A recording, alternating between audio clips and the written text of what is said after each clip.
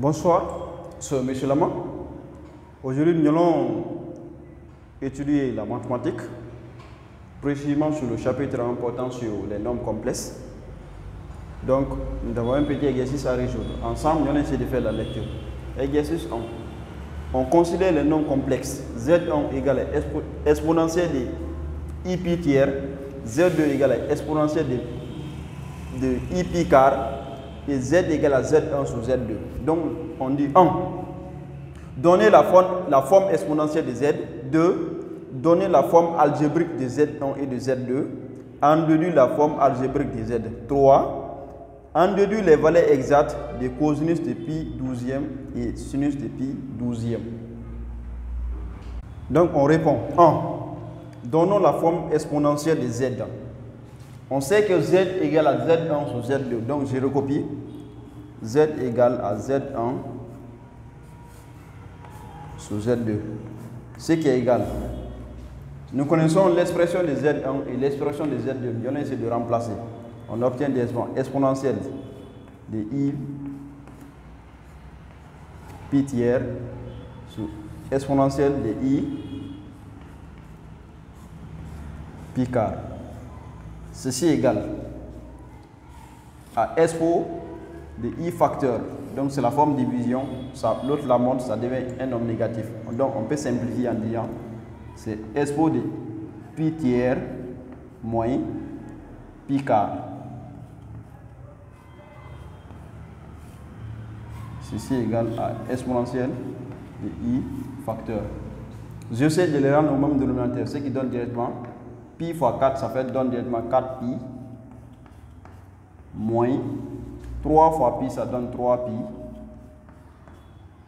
Sur 3 fois 4, ça donne 12. J'essaie de faire la soustraction, donc ça donne directement. Ça fait expo de I. On a 3 pi et 4 pi moins 3 pi, ça donne directement pi. Pi 12e.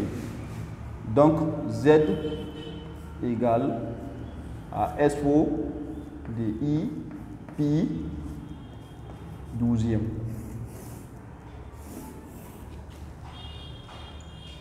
Deux. Donnons la forme algébrique de Z1 et de Z2. Et Z1 égale à exponentielle de I pi tiers. Z1 est écrit sous la forme exponentielle. Or, la notation exponentielle d'un nombre complexe nous dit quoi? Que exponentielle de I θ égale à cos de θ plus I sinus de θ. Donc, si tel est le cas, j'essaie d'appliquer en remplaçant θ. Alors, ceci veut dire quoi? Ceci équivaut à dire quoi? Que Z1 égale, ça fait cos de pi tiers plus I sinus de pi tiers. Ceci est égal à quoi? Or, nous savons cosinus de pi tiers, c'est 1 demi. Plus I sinus de pi tiers, c'est racine carrée de 3 sur 2. Donc, Z1 égale à 1 demi plus I racine carrée de 3 sur 2. Donc ça, c'est la forme algébrique de Z, de Z1. Donc Z2 aussi égale à exponentielle de I pi quart. En appliquant toujours la même formule, exponentielle de I θ égale à cos de θ plus I sinus de θ. Donc je remplace directement θ par pi quart dans l'expression. Alors ce qui veut dire quoi? Que Z2 c'est égal à quoi? À cosinus, cette fois-ci l'angle c'est pi quart, cosinus de pi quart plus I sinus de pi quart. Dans le cercle trigonométrique, cosinus de pi quart c'est racine carrée de 2 sur 2 et le sinus aussi c'est racine carrée de 2 sur 2. Je remplace. J'obtiens directement ceci égale à la racine carrée de 2 sur 2 plus I, la même chose, racine carrée de 2 sur 2. Je reviens à la ligne, j'obtiens Z2 égale à la racine carrée de 2 sur 2 plus I racine carrée de 2 sur 2. Donc c'est la forme algébrique de Z2. Donc on dit dans le dit la forme algébrique de Z. Connaissant la forme algébrique de Z1 et de Z2, on va remplacer ici Z égale à Z1 sur Z2. J'obtiens directement n demi plus I racine carrée de 3 sur 2 sur la racine carrée de 2 sur 2 plus I racine carrée de 2 sur 2. Ceci est égal. Je vais essayer d'appliquer l'expression conjuguée. L'expression conjuguée s'applique seulement, va s'appliquer au dénominateur. Donc en changeant le signe du dénominateur en moins au niveau du numérateur. J'obtiens directement n demi plus I racine carrée de 3 sur 2 facteur, je change le signe ici en moins, racine carrée de 2 sur 2 moins I racine carrée de 2 sur 2. Le tout divisé par la même chose, la racine carrée de 2 sur 2 plus I racine carrée de 2 sur 2. Je recopie les mêmes choses, la racine de 2 sur 2 moins I racine carrée de 2 sur 2. Je reviens à la ligne, je mets égal. J'essaie de développer. J'ai n demi fois racine de 2 sur 2, ça donne directement la racine de 2 sur 4. Plus soit moins, ça fait moins. Moins n demi fois la racine carrée de 2 sur 2, ça donne directement I racine carrée de 2 car plus fois plus, ça fait plus. Racine de 3 fois racine de 2, ça donne racine de 6. Ça fait I racine carrée de 6.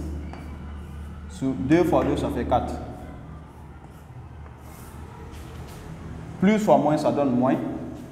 I fois I égale à I carré. Donc en nombre complexe, I au carré égale à moins 1. Moins 1 fois moins, ça va donner plus. J'obtiens directement racine carrée de 3 fois racine de 2, ça fait racine carrée de 6.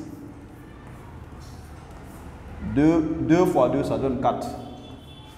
Le dénominateur, c'est la forme de A plus B facteur de A moins B qui est égal à A carré moins B carré. Donc, ça fait la racine carrée de 2 sur 2, le tout au carré, moins facteur de I, racine carrée de 3 sur 2, le tout au carré. Ceci est égal. Donc, arrivé ici, je vais essayer de regrouper les termes semblables, c'est-à-dire je regroupe les parties réelles et les parties imaginaires. Donc, les parties réelles sont racine carrée de 2 sur 4 et plus racine carrée de 6 sur 4. J'obtiens directement la racine carrée de 2 sur 4 plus la racine carrée de 6 sur 4. Ici, au niveau de la partie imaginaire, il y a II. J'essaie de factoriser par I. J'obtiens directement plus I facteur. Donc, je vais commencer l'expression cette fois-ci par la racine de 6. J'obtiens directement la racine de 6 car moins la racine carrée de 2 car sur la racine carrée de 2 sur 2, le tout au carré, ça donne directement 2 quarts. Moins. I au carré, c'est moins 1. Moins fois moins, le moins de la forme, ça va donner plus. La racine carrée de, ici c'est 2, je m'excuse.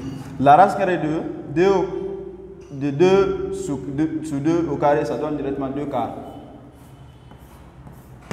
Donc, j'ai directement. Donc, on continue. J'ai deux fractions même dénominateur, donc je garde les dénominateurs, j'additionne. J'ai 2 plus 2, ça fait 4. 4 divisé par 4, ça donne directement 1. Or, tout nombre sans dénominateur, c'est que son dénominateur est égal à 1. Donc, j'ai 4, j'ai directement 2 plus 2, 2 quarts. Ici, j'obtiens directement la racine carrée de 2 quarts plus la racine carrée de 6 quarts plus I facteur de la racine carrée de 6 quarts moins la racine carrée de 2 quarts. Ceci est égal. Or, 2 plus 2, ça fait 4. 4 divisé par 4, c'est 1. Ça donne directement, j'obtiens directement Z égale à la racine carrée de 2 sur 4 plus la racine carrée de 6 sur 4. Maintenant, plus I facteur de la racine carrée de 6 sur 4 moins la racine carrée de 2 sur 4. Donc, voici la forme algébrique de Z. La troisième question demande de déterminer les valeurs exactes de cos de pi 12e et sinus de pi 12e. Donc, on connaît déjà Z sur la forme exponentielle. Z sur la forme exponentielle est égal à quoi? C'est exponentielle de I pi 12e. J'allais essayer d'écrire sur la forme trigonométrique. En écrivant sur la forme trigonométrique, on a cos Z égale à quoi? C'est cos de θ plus I sinus de θ. Or, l'angle est égal à pi 12e. Donc, ça donne directement cos de pi 12e plus I sinus de pi 12e. Donc, je vais comparer la forme trigonométrique à la forme algébrique. Donc, par comparaison,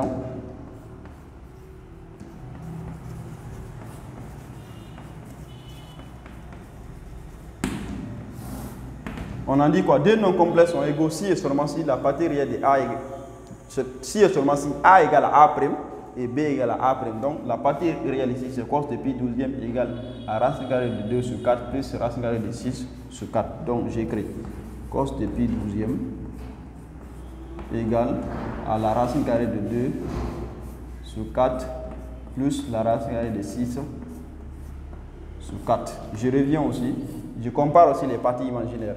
Donc, sinus de pi 12e aussi égale à la partie imaginaire. Directement sinus de pi 12e égale à quoi? Égale à la barre de fraction, la racine carrée de 6 sur 4 moins la racine carrée de 2 quarts. D'où cosinus de pi 12e égale racine carrée de 2 quarts plus la racine carrée de 6 quarts et sinus de pi 12 égale racine carrée de 6 quarts moins la racine carrée de 2 quarts. Donc c'était ça.